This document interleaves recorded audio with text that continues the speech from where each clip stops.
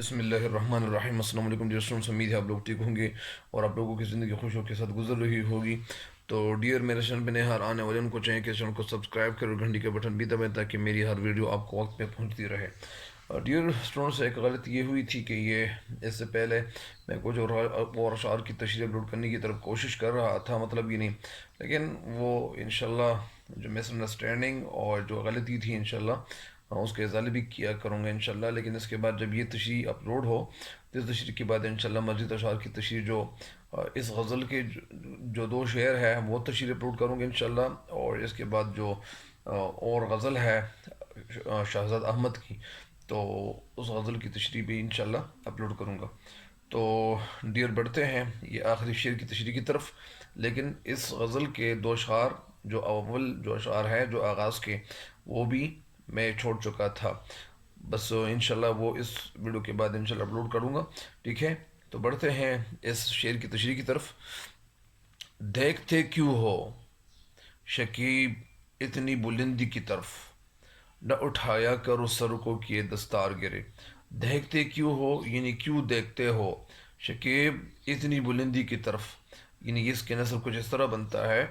اتنی بلندی کی طرف دیکھتے کیوں ہو، مطلب یعنی اتنی بلندی کی طرف کیوں دیکھ رہے ہو، نہ اٹھایا سر کو کہ یہ دستار گرے، اور اس سر کو اتنا نہ اٹھاؤ کہ یہ جو پگڑی ہے دستار یعنی یہ نہ گر جائے۔ اس شعر کا جو مفہوم ہے وہ اس طرح ہے، ایک دفعہ پھر سنیں کہ اے شکیب تم سر اٹھا کر اتنی بلندی کی طرف کیوں دیکھتے ہو، تم اتنا سر نہ اٹھاؤ کہ تمہاری یہ پگڑی گر جائے۔ یعنی شعر میں شاعر جلیل شکیب جلالی شعر میں اپنے آپ کو نصیحت کرتے ہوئے کہتے ہیں کہ شکیب تم اتنی بلندی اور اونچائی کی طرف یعنی سر اٹھا کر کیوں دیکھتے ہو، کہ یعنی بات یہاں تک پہنچ جائے کہ تمہارے جو سر پہ رکھی ہوئی جو ٹوپی ہے جو پگڑی ہے وہ ایسا نہ ہو کہ گر جائیں۔ تم کبھی اتنا سر مت اٹھاؤ کہ تمہارے سر میں جو پگڑی ہے وہ گرے اور دوسروں کے سامنے یعنی تمہاری ذلت ہو، تمہاری بھی بے عزتی ہو، لہٰذا یعنی اپنی پگڑی کو اتنا اچھالنا مت، مطلب یعنی اتنا اونچا نہ رکھ۔ تو اصل میں شاعر انسان کو شعر کے پردے میں یہ نصیحت کرنا چاہتا ہے کہ اگر ان دنیا میں رہنا ہے تو انتہائی احتیاط طریقے سے یا یعنی احتیاط سے کام لینا چاہیے۔ جتنی تمہاری چادر ہے، یعنی بات ہم نے سنی ہوئی ہے کہ ایک انسان کی جتنی چادر ہے، تمہاری جتنی چادر ہے اس کے مطابق اپنے پاؤں پھیلانے چاہیے۔ ہمیشہ اپنی حیثیت اور اپنے مرتبے کے مطابق یعنی اپنے سٹیٹس کے مطابق تمہیں قدم اٹھانا چاہیے۔ مطلب اس کا یہ ہے کہ ایک انسان کو غرور نہیں کرنا چاہیے۔ انسان کو غرور اس لیے نہیں کرنا چاہیے کہ انسان یعنی غرور کا لائق بھی نہیں ہے، انسان کے اندر اتنی طاقت نہیں ہے کہ وہ کبھی غرور کرے۔ میں نے بہت سارے لوگوں کو یہ یعنی گاڑیاں چلاتے ہوئے دیکھا ہے کہ وہ کیا کرتے ہیں، غرور کی آگ میں، غرور کے جوش میں، جوانی کے جوش میں،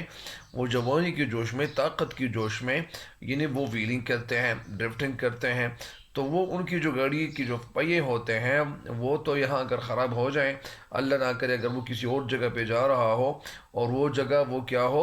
اور اس وقت اگر یہ بریک لگائیں تو پھر ظاہری بات ہے کہ یہ ان کی گاڑی الٹ ہو سکتی ہے، یا اللہ نہ کرے کہ ان کے والد ہیں اور ان کے والد گاڑی چلا رہا ہو تو اس وقت انہوں نے اپنے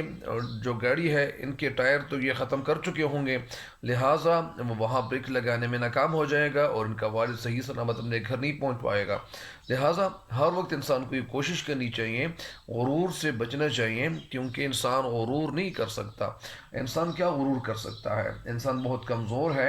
اور اگر یہ انسان کہتے ہیں کہ میں کمزور نہیں ہوں تو آپ صرف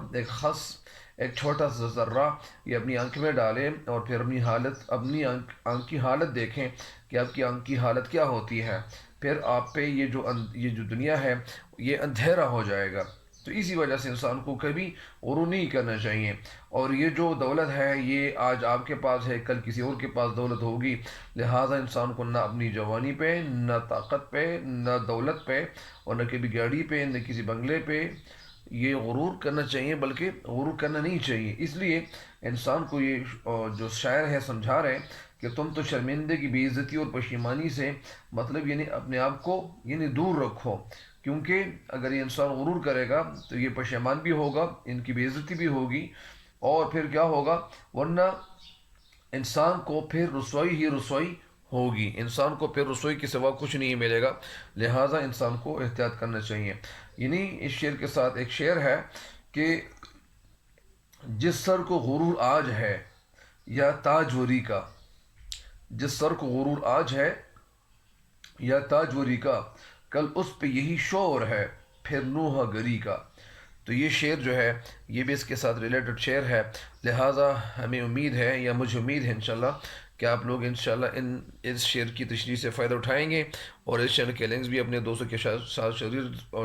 یعنی شیئر ضرور کریں گے تاکہ ان کو بھی فائدہ پہنچے. ٹھیک ہے، تب تک کے لیے دیجیے گا مجھے اجازت. اللہ نگہبان.